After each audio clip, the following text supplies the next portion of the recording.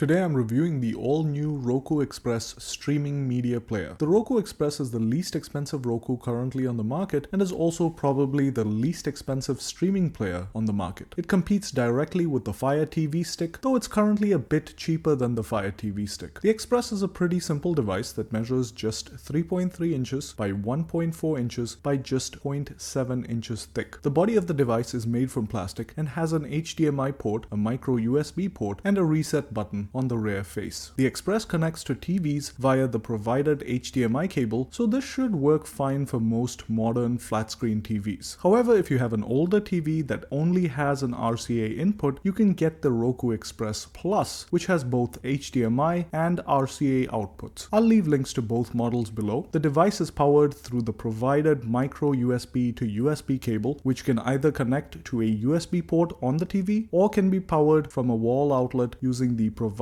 AC adapter. Unlike Roku's streaming stick or the Fire TV Stick, which have radio frequency remotes, the Express has a standard IR remote, and this means that the Express needs to be visible to you when you press the remote. So Roku recommends mounting this on the bottom of the TV's bezel, as you can see here. You could also mount it on the table right in front of the TV stand or even on the top bezel of the TV. They provide a strip of double-sided tape with the device to help you mount it. More about the tape in a minute. However, you can't mount it behind the TV or underneath your TV's table. The remote just won't work. And talking about remotes, the Express comes with a simple yet pretty standard Roku remote with quick buttons for Netflix, Hulu, Sling, and Vudu. It's very comfortable, responsive, and easy to use. And since this is an IR remote, you can use either a universal remote instead or even program it into your television provider's existing remote. You can also use Roku's smartphone app to control the TV. And the app is pretty useful when you're typing in passwords or just searching for stuff within apps. The entire system is pretty simple to set up, and I've put up a separate detailed setup video, so feel free to check that out. The Roku Express's interface is a standard Roku interface that's meant to make streaming online videos easier and much more comfortable. It has all your popular apps like Netflix, Hulu, YouTube, HBO, and Amazon Instant Video arranged in tiles on the home screen, and all those apps actually performed surprisingly well. The device didn't hang or freeze up at any point and was surprisingly pretty fast when navigating through menus. Playback was also flawless on all the popular apps that I tested, and the 1080p resolution kept things pretty sharp. It doesn't playback media in 4K and can only do a maximum of full HD, but for this price point, I doubt anyone would complain. In addition to the most popular apps, Roku's Expansive App Store also has a massive selection of apps for almost any streaming service on the planet. The Express also gives you the option of renting or buying TV shows and movies through Fandango Now's extensive selection. Overall, the interface is very simple to navigate through, and I was actually pretty surprised by how responsive it was, especially considering this is a $30 streaming device. The only gripe I have though is with the provided double-sided tape. It's just not very good quality tape and doesn't stick very well, and your device won't really stick properly to your TV, especially over a longer period of time. So while Roku figures out where to buy better double-sided tape, I recommend two options. If you have regular Scotch double-sided tape lying around, use that instead. It will be a bit harder to pry it off the TV when it's time to sell your TV or your Roku, but it will work. And if you want something that's easier to peel off, use these self-adhesive strips that come with removal handles. I'll leave links to both the Scotch tape and the strips below. However, I do hope Roku provides slightly better tape in the future. Despite that minor hiccup, the Roku Express is truly an amazing device. It's simple and inexpensive, yet packs a lot of functionality and performs surprisingly well. It's a small and worthwhile investment to turn a regular TV into a smart TV. I definitely recommend this to folks who don't want to invest a ton of money in a new smart TV or even a more expensive streaming player. I'll leave links to the Express and Express Plus in the description below, so feel free to check them out. And if you own one of these, tell me what you think in the comments below. And if this video was useful, please give us a big thumbs up and subscribe to stay tuned for more reviews. Thanks for watching and see you next time.